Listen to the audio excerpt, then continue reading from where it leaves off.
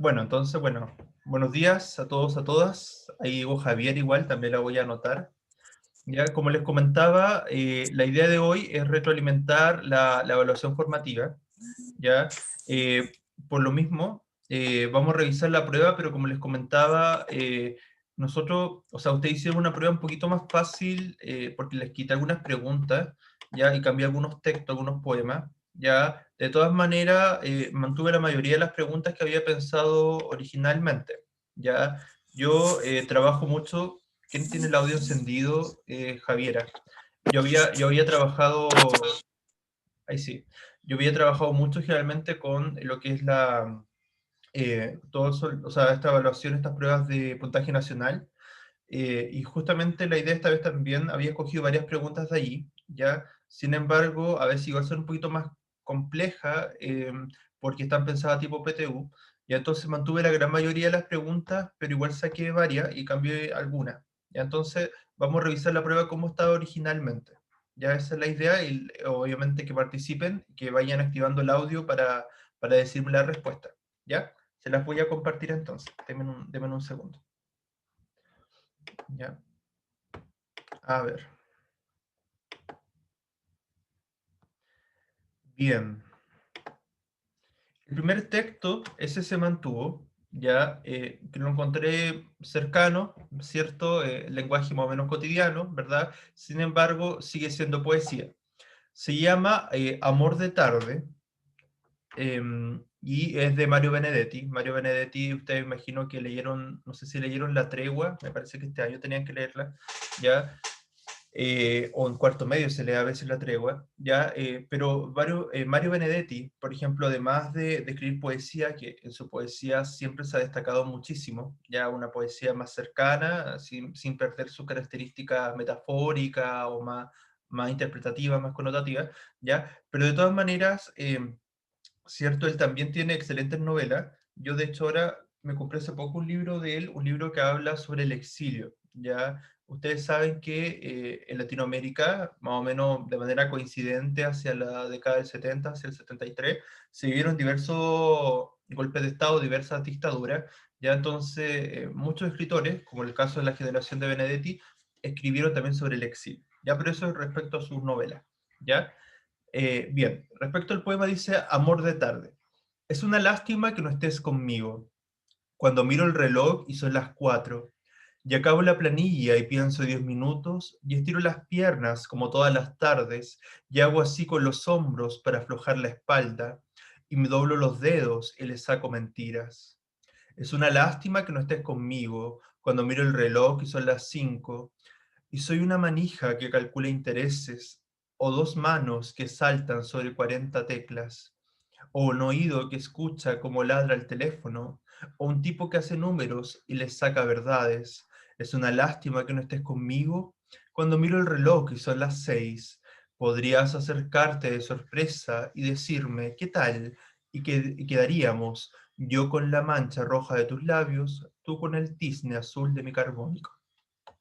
¿Qué les pareció este poema? ¿Le gustó? ¿Habían leído a Mario Benedetti o no? La poesía de él, poeta uruguayo. ¿Alguno cogió a Mario Benedetti para su trabajo del análisis de los poemas? ¿No? Yo, ¿Ya? ¿Y qué le pareció de lo que ha leído de Mario Benedetti? no, me ha parecido interesante. O sea, nosotros elegimos el poema Hagamos un trato. Encuentro que ¿Ya? es súper tierno, porque se Mm, dice que como que cuando él estuvo exiliado, ujú. como que se lo escribía a su esposa porque escribía un amor tan puro y tan tierno. Entonces no, nos gustó mucho ese Sí, poema.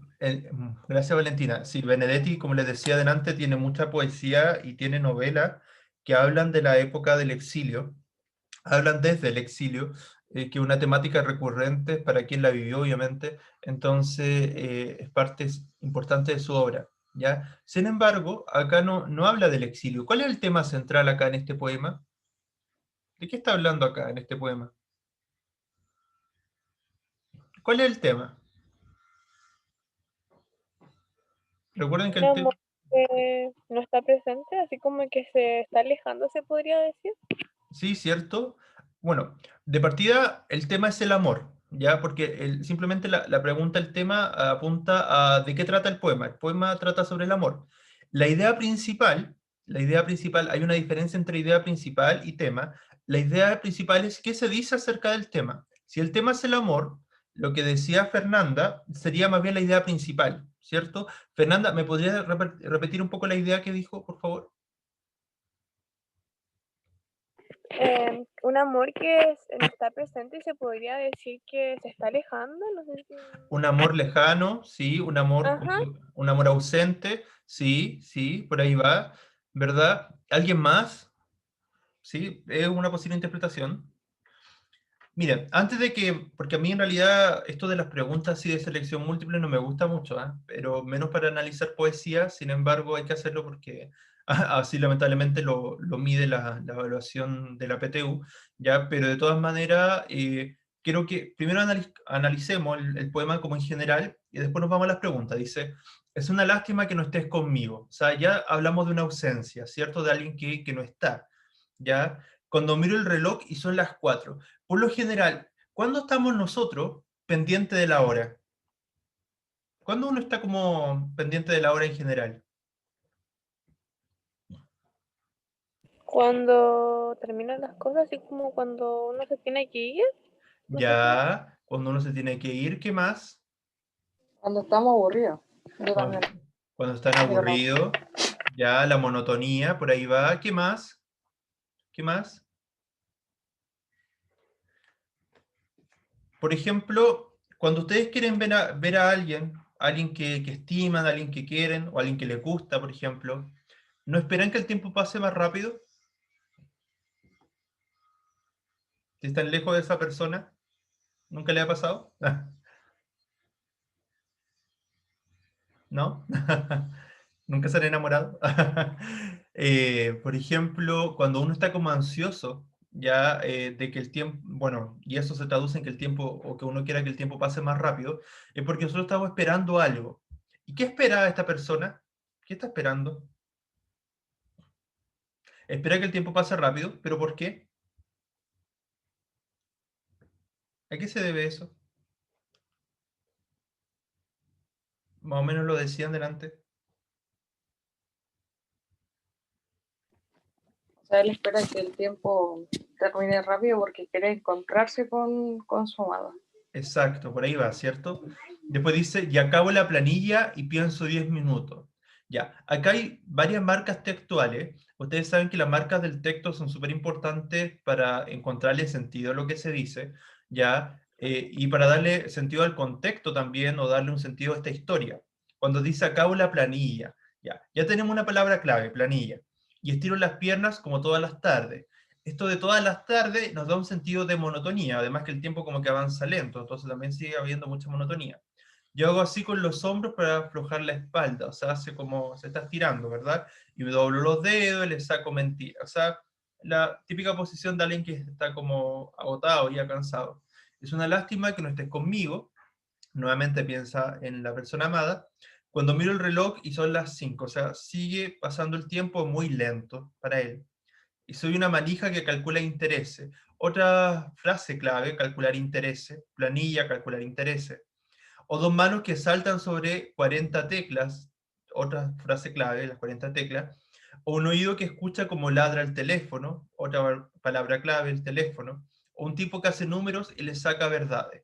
Nuevamente el tema de los números, otra palabra o frase clave. Es una lástima que no estés conmigo cuando miro el reloj y son las 6, o sea, recién pasó una hora más. Podría acercarte de sorpresa y decirme qué tal y quedaríamos yo con la mancha roja de tus labios, tú con el tinte azul de mi carbónico. Otra frase clave. ¿Ya? Bien, eso en general. Ya, entonces la primera pregunta dice, una de las ideas que puede deducirse a partir del poema. Recuerden que todas las preguntas de deducción tienen que ver más bien con conclusiones o inferencias. Por lo tanto, son preguntas que no van a estar literales o no van a estar textuales. ¿Cuál será la correcta acá? La amada del hablante es imaginaria, el hablante trabaja como un contador, la amada suele ir al trabajo del hablante por las tardes, el hablante está considerando abandonar el trabajo que realiza. Recuerden que además hay que apoyarse de las marcas del texto. Si bien nosotros podemos hacer una inferencia, una deducción, y esa deducción no está literal, sin embargo, igual las marcas del texto te llevan a esa deducción. Ya a los que les gustan las matemáticas, la deducción tiene mucho que ver con la lógica, porque uno saca conclusiones a partir de hechos que se pueden confirmar. ¿Ya? Entonces, ¿cuál será la correcta ahí?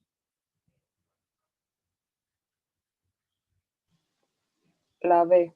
La B, ¿cierto? El hablante trabaja como un contador, ¿verdad? O sea, por todas las palabras clave y frases claves que les nombré, ¿ya? ¿Cierto? Básicamente por eso, ¿ya? ¿Qué características presenta el ánimo del hablante lírico del poema anterior? Cuando nos hablan del ánimo, del estado anímico, ustedes saben que técnicamente, por así decirlo, se refiere al temple de ánimo, ¿cierto? Entonces, ¿cuál es el temple de ánimo acá, o estados de ánimo? Ya, de alguna manera que uno pueda ver que esas características están allí, y hay una suerte de interpretación igual. Nostalgia por su amada, aburrimiento por un trabajo rutinario, resignación por el paso lento del tiempo. ¿Cuál es la más correcta? ¿Hay nostalgia por la amada? ¿Cómo entienden la nostalgia ustedes? ¿Qué es la nostalgia en general?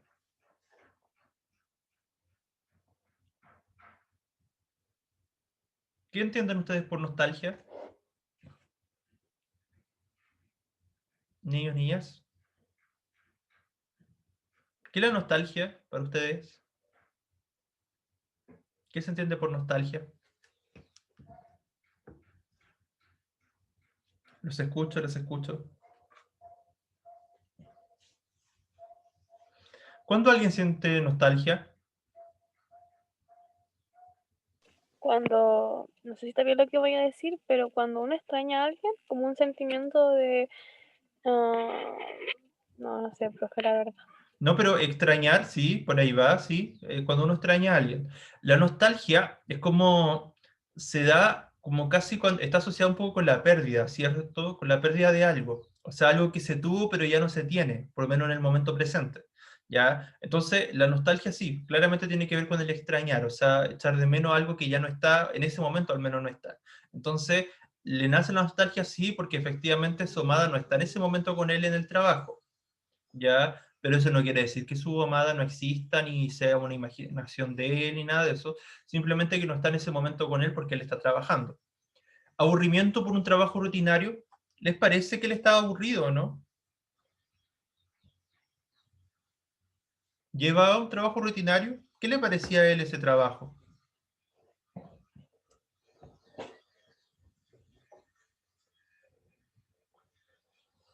Cuando uno está entretenido haciendo las cosas de su trabajo, por ejemplo, o haciendo algo, ¿se preocupa del paso del tiempo por lo general? No, no se preocupa el tiempo. El tiempo Exacto. fluye. Exacto, entonces de alguna manera eso implicaría un cierto aburrimiento, ¿ya? Y finalmente entonces tenemos uno y 2, entonces podría ser la C o la E. Creo que acá no les puse todas porque les puse 4 alternativas en la prueba, ¿ya? Sin embargo, si hubiésemos puesto mayor complejidad hubiese puesto las 5 alternativas, ¿ya? Y teníamos la opción de uno, 2 y 3. Resignación por el paso lento del tiempo. Acá el tiempo pasaba lento, sí, entonces era un buen distractor, pero ¿qué implica la resignación? La palabra resignación, ¿a qué apunta?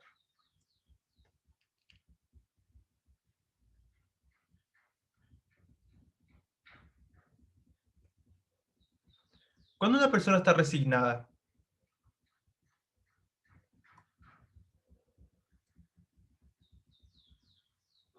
Chicos, chicas, ¿cuándo una persona siente resignación? Cuando ya no tiene esperanzas de algo. Exacto, cuando ya se pierde la De esperanza. conformarse con lo que ya tiene. Exacto, conformarse también con lo que uno ya tiene.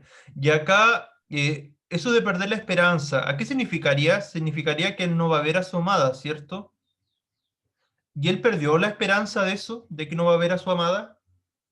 ¿La perdió en algún momento? ¿Está resignado el hablante a no ver a su amada? ¿Les parece que sí o no? No, porque tiene la esperanza de verla. Así que no, no Exacto, está resignado. exacto, por eso, justamente, entonces sería la uno y 2, entonces en este caso la C era la correcta, ¿ya? Bien, bueno, ahí hay algunas indicaciones. Dice en esta pregunta, debes comprender el temple anímico o estado de ánimo, que les decía, que posee el hablante a partir del reconocimiento de la información explícita que debe ser analizada para este fin. De esta manera, los elementos textuales que aparecen nos indican que el hablante siente nostalgia por su ser amado en horario de trabajo. Lo que se expresa en el verso es una lástima que no estés conmigo cuando, o sea, esta idea de extrañar que decía delante Fernanda, que se repite al inicio de cada estrofa. Además, en la estrofa final, esto se acentúa con la recreación del hablante de un encuentro posible. O sea, ese encuentro posible es lo que finalmente hace que no sea una resignación, ¿ya? Esa esperanza. Otro texto que de hecho se lo cambié, porque igual quizás se lo hubiese dificultado un poco, pero tienen que acostumbrarse a leerlo igual, era este texto de Coplas a la muerte de su padre, de Jorge Manrique, ¿ya? Dice: recuerde el alma dormida, avive el seso y despierte, contemplando cómo se pasa la vida, cómo se viene la muerte tan callando. Cuán presto se va el placer, cómo después de acordado da dolor, como a nuestro parecer cualquier tiempo pasado fue mejor.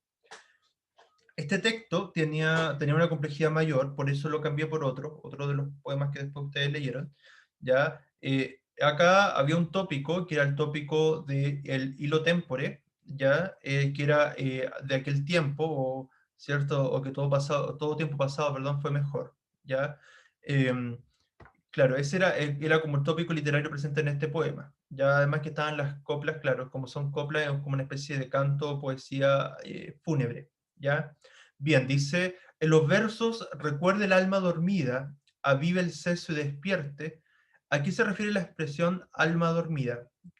A los sujetos que duermen todo el día, a los individuos flojos que no trabajan, a los espíritus dormidos de las personas, a las personas que no aprovechan la vida. Se los voy a releer. Recuerde el alma dormida, vive el seso y despierte, contemplando cómo se pasa la vida, cómo se viene la muerte tan callando. Cuán presto se va el placer, como después de acordado da dolor, como a nuestro parecer cualquier tiempo pasado fue mejor. Bueno, y las coplas también respetan cierta métrica también.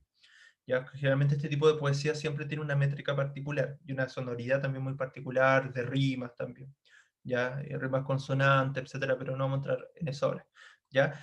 Bien, entonces repito, recuerda el alma dormida, vive el seso y despierte. ¿A qué se refiere la expresión alma dormida? ¿Cómo lo interpretan ustedes? ¿Cuál será la más adecuada? ¿La A, la B, la C o la D? Recuerde el alma dormida, avive el seso y despierte.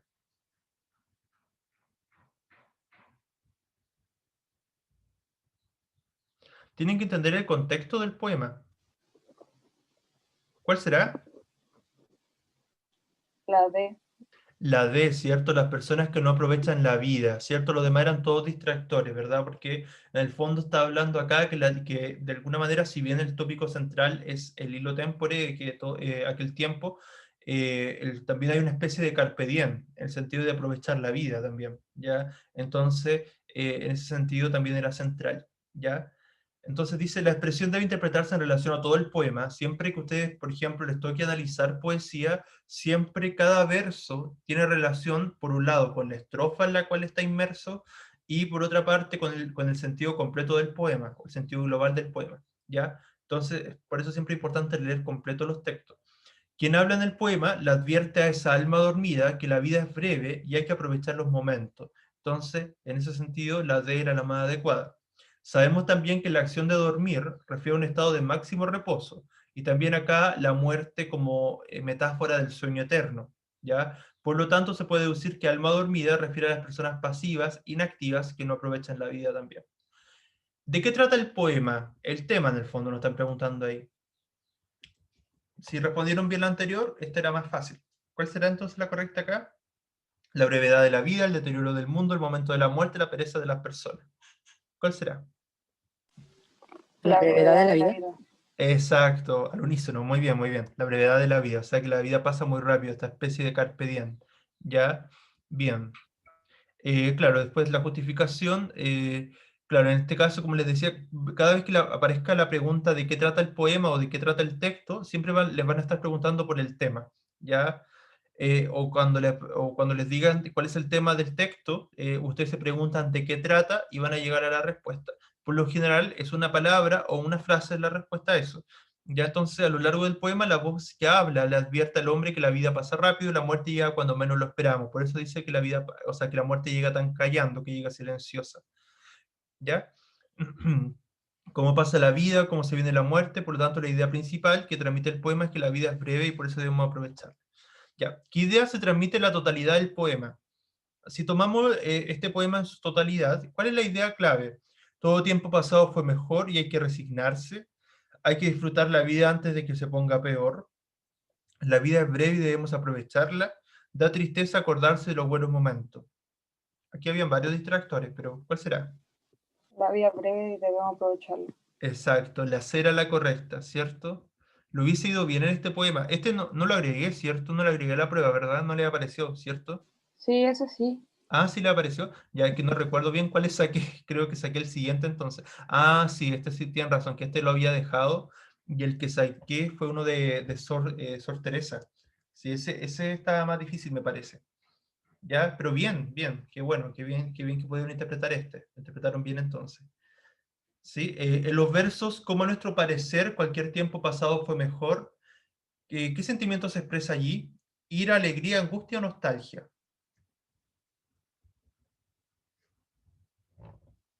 Nostalgia. Nostalgia, ¿cierto? Por este sentimiento de pérdida también, ya igual que en el primer poema, ¿ya? En los versos que hablan, el poema se lamenta por los momentos pasados, que son mejores que los presentes, pero que no volverán, ¿cierto? O sea, por eso este tópico del hilo tempore o de aquel tiempo, ¿cierto? Que ya pasó. La emoción que se expresa en la nostalgia, la cual se define como un sentimiento de tristeza ante el recuerdo de un bien perdido o que ya es parte del pasado, lo que decíamos. Sí, este es el poema que yo les saqué, el de Sor Juana Inés de la Cruz, y la sentencia del justo, ¿ya? Porque este lo encontré un poco más complejo y lo cambié por otro de los que después puse, ¿ya? Dice, firma Pilatos la que juzga ajena sentencia y es la suya, oh caso fuerte. ¿Quién creerá que firmando ajena muerte el mismo juez en ella se condena? La ambición de sí tanto la enajena, que con el vil temor ciego no advierte, que carga sobre sí la infausta suerte, quien al justo sentencia injusta pena. Jueces del mundo, detened la mano, aún no firméis, mirad si son violencias las que os pueden mover de odio inhumano. Examinad primero las conciencias, mirad, no hago el juez recto y soberano, que en la ajena firméis vuestra sentencia. Era un poco complejo, una porque estaba escrito en un español más antiguo, ¿ya? Y por otra parte por las temáticas, quizá, pero la temática no era difícil, si ustedes comprendían el contexto. Aquí hay una intertextualidad, ustedes saben que la intertextualidad es la relación con otros textos o con otra historia. ¿Con qué está haciendo una intertextualidad acá este poema de Sor Juana Inés de la Cruz? ¿Cuál es el intertexto acá? ¿Cuál es la relación, con qué tipo de texto o con... ¿Cuál es la relación acá?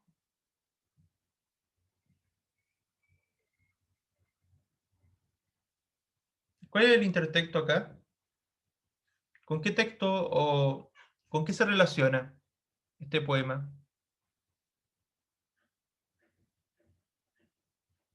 Chicos, chicas, las escucho, los escucho. ¿Con qué se relaciona este poema? ¿Con qué texto? ¿Qué palabra acá es clave para comprender el sentido del poema? Pilatos. Pilatos, ¿cierto? ¿Y con qué asocian Pilatos ustedes? ¿Dónde aparece Pilatos? ¿Quién fue Pilato?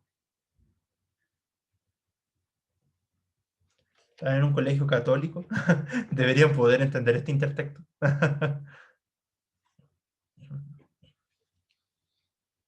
Oye, no ve la Biblia en la clase de religión. ¿Qué pasa con Pilato? ¿Qué hizo Pilato? ¿Se acuerdan de las películas que muestran para Semana Santa, cierto?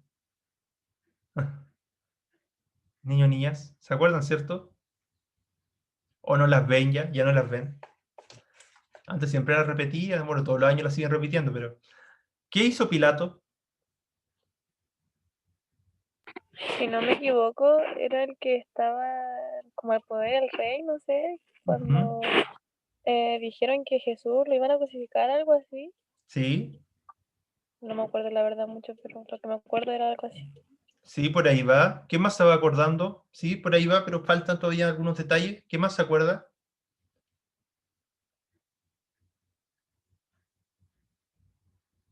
¿No se acuerdan? No sé, era como el caballero que había dicho y dio la opción al pueblo de elegir entre Barrabás y Jesús, era él, ¿o no? Exacto, tal cual, exacto. Eso es Valentina, sí, sí, sí. Que después finalmente, como por eso cuando dice, cuando la gente dice que eres como Poncio Pilato, bueno, no sé si la gente lo dice todavía, pero o que eres como Pilato en el fondo, porque después te lavas las manos y como que ya, como que no dejas, como que en el fondo le traspasas tu culpa a otras personas o tu decisión a otras personas en el fondo. Mira, ya que tenemos internet, prefiero, porque no se acuerda mucho de la historia, pero eso más o menos lo que ustedes me contaron, ya. Poncio Pilato en general, claro, él tuvo, como bien decía Valentina, igual la portada Fernanda, ya tuvo que, le dio la elección al pueblo, ¿cierto?, de escoger a quién sentenciar, ya, para ver quién era más justo, ya si el rey o quién se decía, por así decirlo en el contexto ahí, como rey de los judíos, ¿cierto?, Jesucristo, o, ¿cierto?, o finalmente, claro, o finalmente era más justo Barrabás, ¿cierto?, que era, claro, un criminal, ¿ya? Entonces pasa por eso, entonces va en ese sentido. Y Sor Juana Inés de la Cruz, obviamente, ella fue una monja, en el fondo, claro, de claustro, ¿ya? Entonces, obviamente, ella siempre que escribía poesía con tema místico, ¿ya? Y con temas, claro, muy relacionados con todo lo que tiene que ver con los temas de la Biblia, ¿ya? Entonces, el intertexto principal era con la Biblia, ¿ya? Recurramos rápidamente, no es lo mejor Wikipedia, pero para recordar simplemente dice, Poncio Pilato, también conocido en español como Poncio Pilato, fue un miembro del orden ecuestre y quinto prefecto de la provincia romana de Judea entre los años 26 y 36. ¿Ya? Los evangelios canónicos lo presentan como responsable ejecutivo del suplicio y crucifixión de Jesús de Nazaret. ¿Ya? Entonces, claro, por eso pasó a la historia, porque, como les decía, fue en el fondo quien dictó sentencia para la crucifixión de Jesucristo. ¿Ya? Entonces, eso es como lo central. ¿Ya? Déjenme ver si hay algo interesante acá. A ver. Estoy mirando si hay algo interesante. Denme un segundo. Porque en realidad, a ver, lo demás. Ya. Esto está interesante. A ver. Déjenme buscar acá si encuentro algo más. Ya. Poncio Pilato en los Evangelios. Según los evangelios sinópticos, Jesús fue apresado por un grupo de hombres armados pertenecientes a la guardia del templo por orden de... Ah, no están viendo el texto, se lo voy a proyectar, denme un segundo. Se lo voy a proyectar para que lo puedan ver igual. Ahí sí. Ahí lo deberían ver. Poncio Pilato, entonces, en los evangelios. Según los evangelios sinópticos, Jesús fue apresado por un grupo de hombres armados pertenecientes a la guardia del templo por orden de Caifás y los sumos sacerdotes. Acuérdense que acá, por parte de los sacerdotes, siempre se muestra en la Biblia, ¿verdad?, de esa época, ¿verdad? Jesús, ¿verdad?, fue sentenciado, o sea, fue de alguna manera acusado, ¿ya? En cambio, el Evangelio de Juan afirma que fue apresado por una compañía romana al mando de un tribuno, lo que daría a entender que fue por orden del prefecto. Los evangelios dicen que luego de un interrogatorio nocturno, los líderes saducios llevaron a Jesús ante el prefecto romano por la mañana temprano, ya que los romanos solo hacían juicios antes del mediodía, solicitando a Pilato que lo ejecutara. O sea, obviamente ahí, ¿verdad? Ellos le estaban pidiendo que de alguna manera fuera crucificado, ¿cierto?, al que decían este falso profeta. ¿Ya? Que lo habían hallado culpable de blasfemia, o sea, porque de alguna manera de mentira o de estar mintiendo sobre lo que él testimoniaba. Pero la pena capital, ¿cierto? La pena de muerte, en el fondo, en esa época, que era la crucifixión, solo podía ser aplicada por los romanos, ¿cierto? Entonces, por eso pudieron a Pilato. Pilato envía a Jesús a Herodes Antipas debido a un conflicto con la jurisdicción correspondiente a un reo de Galilea. Al ser devuelto a sus manos, Pilato se declara incompetente, o sea, prefiere él no tomar esa decisión. Ya por eso es que se decía esta idea de que él se lava las manos, por así decirlo, en el sentido de que le deja la decisión al pueblo y él no prefiere no asumir esa sentencia. Por eso, Sor Juana en este poema va a hacer todo este cuestionamiento al sentido de justicia. ¿Quién es el justo o el injusto acá? ¿Ya? Para resolver asuntos religiosos se declara no hallarle culpable. Los líderes judíos entonces cambian la acusación sobre Jesús a sedición, o sea, de incitar a pesar de no hallarlo culpable, Pilato, sabiendo que era víspera de Pascuas, deja que el pueblo decida entre liberar a un preso de nombre Barrabás o liberar a Jesús, ¿cierto? Que es lo que conocemos, lo que comentaron ustedes. El pueblo, dirigido por los sumos sacerdotes, escoge la liberación de Barrabás y la crucifixión de Jesús. Ante esa decisión, Pilato simbólicamente, lo que les comentaba, se lavó las manos para indicar que no quería ser parte de la decisión tomada por la muchedumbre, por la gente. Pilato dice: no soy responsable por la sangre de este hombre. A lo que la multitud responde: que su sangre caiga sobre nosotros y sobre nuestros descendientes. O sea, casi una suerte de maldición, ¿eh? Se narra también que Pilato ordena la flagelación de Jesús antes de su ejecución. Por eso ahí está toda esta idea que nosotros conocemos del Vía Crucis, ¿cierto? Pero los evangelios discrepan en cuanto a si esta medida fue tomada como un intento de sustitución de la ejecución o si era simplemente parte del proceso de la ejecución. Ya. Lo demás, bueno, lo pueden buscar ustedes, pero eso era un poco para comprender el poema, ¿cierto? Me imagino que ahora se va a comprender más, ¿ya? Siempre importante, bueno, obviamente cuando estén dando la PTU no van a tener estos textos tan a mano, sin embargo, por eso es importante tener conocimientos más generales o de cultura general, porque la cultura general, por así decirlo, les va a permitir siempre hacer relaciones de intertexto cada vez que lean cualquier tipo de texto, poesía, narrativa, drama, etc. ¿Ya? Bien, entonces dice, ¿qué significado tiene la mención a la figura de Pilatos que se hace en los primeros versos? Firma Pilatos la que juzga ajena sentencia y es la suya. O sea, que en el fondo, él al sentenciar a Jesucristo se está sentenciando a sí mismo.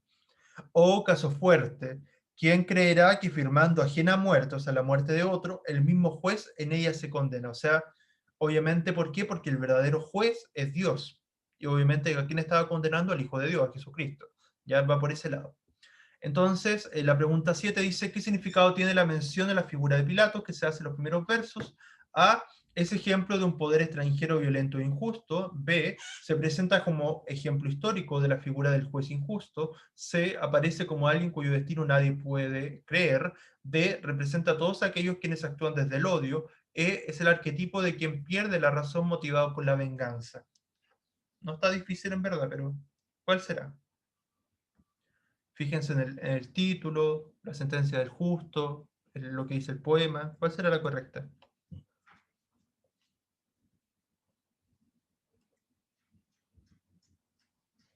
¿Cuál será la correcta por todo lo que hemos dicho? Chicos, chicas.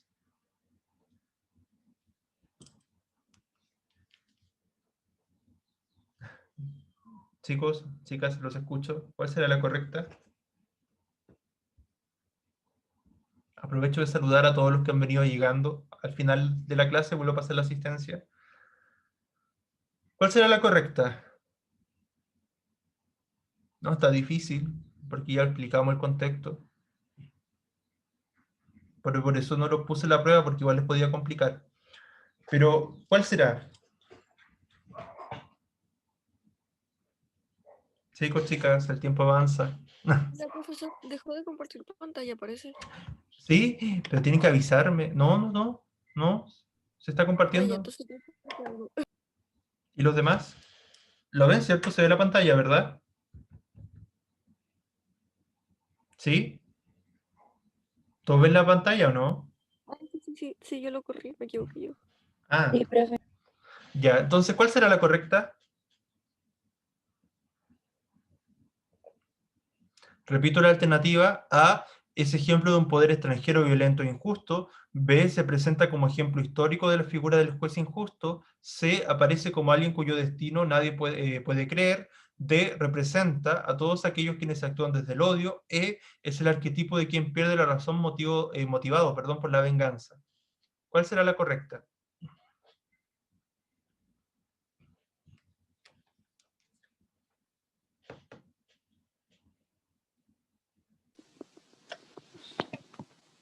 ¿Cuál será? O sea, yo creo que es la B, porque Ya. no actúa desde el odio el Poncio Pilato, no encuentro que se por venganza, sino porque no quería tomar la decisión. Excelente, bien Valentina, muy bien. Es una buena justificación, porque claro, los demás eran distractores porque él en realidad no expresa ninguno de esos sentimientos, en ningún momento muestra odiosidad, tampoco muestra una sed de venganza. Esos son arquetipos, por ejemplo, el caso de la venganza son arquetipos para Macbeth o para Hamlet, ya, o para otro tipo de texto, ya, no para este. Y además que el título también se llama La sentencia del justo, ya. Y estamos hablando de un ejemplo histórico porque históricamente nosotros tenemos la referencia a grandes rasgos de quién fue Poncio Pilato, ¿verdad? Y como un juez, un precepto, ¿cierto? Un preceptor, prefecto, perdón, un prefecto que toma una decisión, ¿verdad? En ese sentido de juzgar o no juzgar a alguien, ¿ya? Claro, entonces es un juez injusto, ¿verdad? Porque en el fondo es lo que está intentando decir en otras palabras Sor Juana Inés de la Cruz, ¿ya? O sea, porque era lavarse las manos, ¿cierto? Simbólicamente, al decir, por ejemplo, o más bien, al no tomar una posición al respecto, dejar en manos del pueblo la decisión, está siendo injusto, ¿ya? Entonces esa era la más adecuada. Sí, eso es. Sí, después dice... Claro. Además dice, por un lado, tenemos un elemento de cultura general, ¿cierto? Pilatos es aquel que juzgó a Jesús y lo condenó a la muerte en la cruz. Por otro lado, tenemos que el poema completo se pronuncia contra los jueces que emiten sentencias injustas. En ese sentido, Pilatos encarna a todo juez que declara sentencias injustas. ¿Ya? Bien, ese texto no lo puse, así que por eso, este texto también lo saqué, lo pensé porque no era difícil, pero preferimos cortar la prueba ya con UTP, ya entonces saqué este texto, pero igual lo voy a ver con ustedes ahora. Dice, un ensayo es un escrito en prosa que expone con hondura, con profundidad, madurez y sensibilidad una interpretación personal sobre cualquier tema, sea filosófico, científico, histórico, literario. Ustedes ya crearon un ensayo, que a propósito, esta semana les comparto sus notas del ensayo, ¿ya? Y ustedes saben más o menos lo que uno puede desarrollar en un ensayo, ¿cierto? Los diversos temas, las características del ensayo, entonces igual esto les podría haber hecho sentido. Su principal objetivo es persuadir o convencer al receptor de una determinada tesis o opinión, o sea, el ensayo en el fondo como texto argumentativo, ¿cierto? Que tiene una tesis, un punto de vista, y que persuade, es decir, apela a los sentimientos, a la emotividad, o convence apelando a la razón, ¿cierto? O a la lógica. Muchas veces se le ha definido como un género a medio camino entre la literatura y la filosofía, porque claro, toma elementos de ambas, ya filosófico por la reflexión y lo literario un poco por la forma en que narra, describe, ¿cierto? En el ensayo adquiere centralidad la exposición de pensamientos y el parecer del autor, y para esto todos los recursos son válidos, siempre y cuando existe una buena argumentación. O sea, es clave, ¿cierto?, la fundamentación. El autor puede divagar en diferentes subtemas como parte del desarrollo de su planteamiento inicial. Tiene mucho de crítica y de didáctica y por lo tanto su lenguaje se hermana al trabajo de los planteamientos de tesis científica. O sea, por ejemplo, por eso es muy común usar ensayos para plantear temas de investigación científica. Ya un poco por eso, porque sigue un poco la lógica de la experimentación científica, ya siendo conceptual y expositivo principalmente, sin embargo apunta obviamente a la argumentación. Pero en la expresión de los sentimientos y reflexiones del autor, sin duda se vincula con la poesía, ¿cierto?, con su parte más literaria. En la actualidad, el ensayo está definido como género literario, pero en realidad el ensayo, en su sentido más amplio, es una serie de divagaciones, la mayoría de las veces de aspecto crítico, en las cuales el autor expresa sus reflexiones acerca de un tema determinado, o incluso sin tema alguno. O sea, el ensayo, si no me equivoco, como género propiamente tal, surge a finales del siglo XVII, principios del siglo XVIII, si no me equivoco.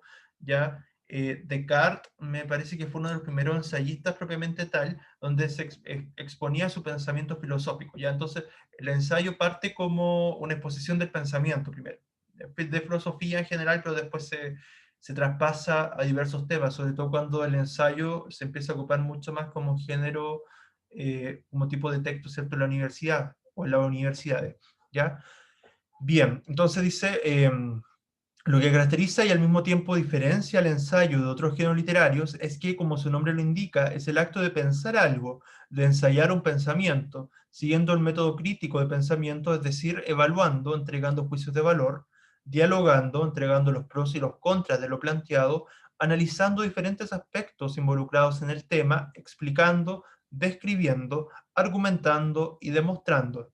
Finalmente, el ensayo aplica la no linealidad del pensamiento, esto es, que no necesariamente una idea deriva en otra, sino que a veces hay retrocesos, dudas, repensar un tema, incluso descubrir que era distinto como se pensó en una primera instancia. O sea, esta idea finalmente es cierto de que un texto, en la medida que lo voy desarrollando, nunca está acabado, y de alguna manera uno puede volver sobre una idea, puede avanzar, puede retomar una idea, puede profundizar.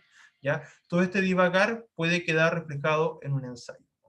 Bien, no era difícil, ya además que ustedes conocían el ensayo, pero de todas maneras no lo agregué en la prueba. Pero, ¿cuál sería la correcta? ¿Qué ideas se contrastan en el último párrafo, en el párrafo 3? La clasificación actual del ensayo y la manera en que ha sido clasificado a lo largo de la historia. La clasificación del ensayo como género literario y la característica que lo distingue de los géneros literarios. El tratamiento que se hace de las ideas en los ensayos y el papel que juega la no linealidad del pensamiento. La divagación propia de los ensayos y la necesidad de desarrollar un argumento en torno a un tema, o el método crítico del pensamiento propio del ensayo y el estilo particular de los autores para expresar una idea. ¿Cuál será la correcta acá?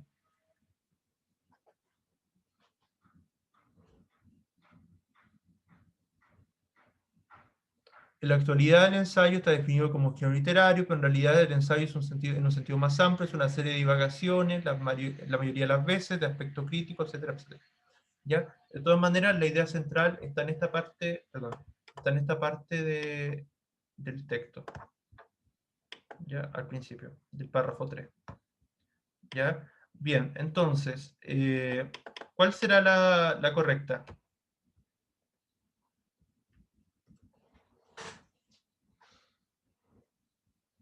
¿Cuál creen que es?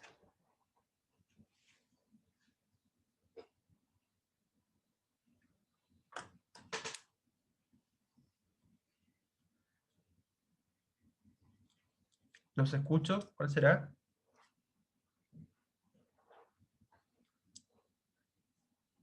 Fíjense en las palabras clave: clasificación, tratamiento, divagación o método crítico.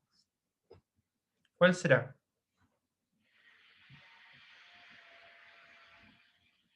En la actualidad el ensayo está definido como género literario, pero en realidad el ensayo en su sentido más amplio es una serie de divagaciones, la mayoría de las veces de aspecto crítico, en las cuales el autor expresa sus reflexiones acerca de un tema determinado o incluso sin tema alguno.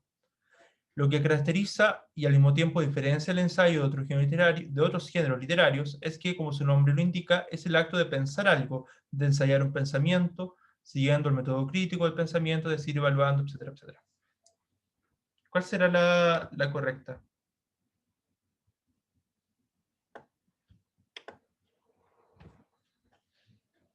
¿Los escucho?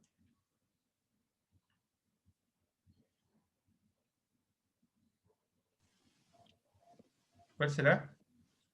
A mí me suena más la D, pero no sé. Yo digo que es la D. ¿La B o la D? La D, la divagación. Pero creo que Ya. estoy mal. Pero La intento. divagación, ya, la divagación, sí, bien Valentina, la divagación propia de los ensayos y la necesidad de desarrollar un argumento en torno a un tema. ¿Están todos de acuerdo? ¿Están todos de acuerdo, no? Era la B, ¿ya? La clasificación del ensayo como género literario y la característica que lo distingue de los géneros literarios. Fíjense ahí, dice, en la actualidad el ensayo está definido como género literario. Ya te lo clasifica, te da una clasificación de género literario, pero en realidad el ensayo en su sentido más amplio es una serie de divagaciones, la mayoría de las veces de aspecto crítico, en las cuales el autor expresa sus reflexiones acerca de un tema determinado, incluso sin tema alguno. ¿Ya? Y ahí después a continuación te da característica entonces de cómo se diferencia o qué lo diferencia de otro género literario. Lo que caracteriza al mismo tiempo diferencia al ensayo de otro género literario es que, como su nombre lo indica, es el acto de pensar algo, de ensayar un pensamiento, siguiendo el método crítico, etcétera, etcétera. Entonces, te da una clasificación del ensayo como tema literario, y luego lo diferencia de otros temas literarios. Eso estaba prácticamente literal, ¿ya? Entonces era la B, ¿ya? La D dice la divagación propia de los ensayos, sí habla, ¿cierto?, un poco de la divagación, pero como idea secundaria, no como idea central, ¿ya? Y además te dice de las ideas que se contrastan, ¿ya? Y no es que se contraste tanto, ¿cierto?, esta divagación con el tema central del argumento, sino lo que aquí se contrastaba, y por eso tienen que manejarse bien con los conectores, ¿ya? Porque dice, y al mismo tiempo diferencia, o esta palabra acá, diferencia, implicaba este contraste, ¿ya? Contraste entre la primera idea, que era el ensayo como género, como texto perteneciente al género literario, y cómo se diferenciaba de otros textos también pertenecientes al género literario. ¿Queda claro, cierto? ¿Sí? ¿Quedó claro eso? ¿Sí? Sí, Ya. Ya. La 9 dice, ¿cuál es el sentido de la palabra interpretación en el primer párrafo? Y eso estaba fácil, de vocabulario contextual. Un ensayo es un escrito en prosa que expone con hondura, profundidad, madurez y sensibilidad una interpretación personal sobre cualquier tema, sea filosófico, científico, histórico o literario. Repito la oración. Un ensayo es un escrito en prosa que expone con hondura, madurez y sensibilidad una interpretación personal sobre cualquier tema, sea filosófico, científico, histórico o literario. ¿Ya? Teniendo en cuenta ese párrafo, ¿cuál es el sentido de interpretación? Importancia, estudio, definición, visión o comentario, con sus respectivas justificaciones.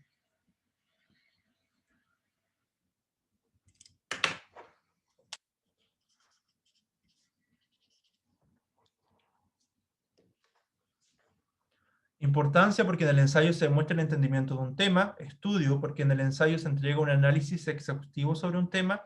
Definición porque en el ensayo se aborda un tema que nadie había tratado. Visión porque en el ensayo se ofrece una mirada personal sobre un tema. Comentario porque en el ensayo se complementan las opiniones de otros sobre un tema. Voy a volver al texto, al párrafo.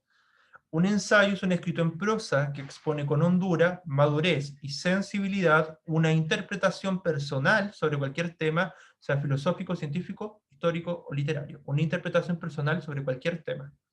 Ya, teniendo presente eso, ¿cuál será?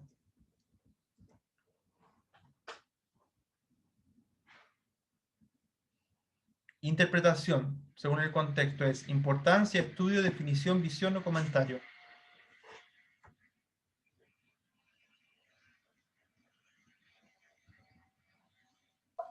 una visión. Exacto, muy bien, Valentina. Una visión porque en el ensayo se ofrece una mirada personal sobre un tema, ¿cierto? Y ahí lo decía el párrafo, ¿cierto? Dice, un ensayo es un escrito en prosa que expone con hondura, madurez y sensibilidad una interpretación personal sobre cualquier tema. Entonces, calzaba bastante bien, ¿ya? Vamos a quedar hasta acá por hoy, ¿ya? Me recuerden que quedamos en la pregunta 9 de la revisión, ¿ya? Voy a terminar de pasar la asistencia de quienes llegaron después. Ya, me aprovecho de despedir, ¿ya? Entonces quedamos en la mitad de la revisión. Mañana me recuerdan que quedamos en la pregunta 9, ¿ya? Se cuidan mucho, hasta mañana, que les vaya muy bien en su prueba. Creo que tienen prueba, ¿cierto?, de educación ciudadana, me parece, ¿no? Así que les vaya muy bien, ¿ya? Cuídense, que estén muy bien. Chao a todos. Chao, chao. Dios, muchas gracias. Chao, Igualmente que que les vaya Gracias, que bien. esté bien. Igual, Chao, chao, profe. chao. Chao, cuídense. Chao, profe. Chao, que estén muy bien.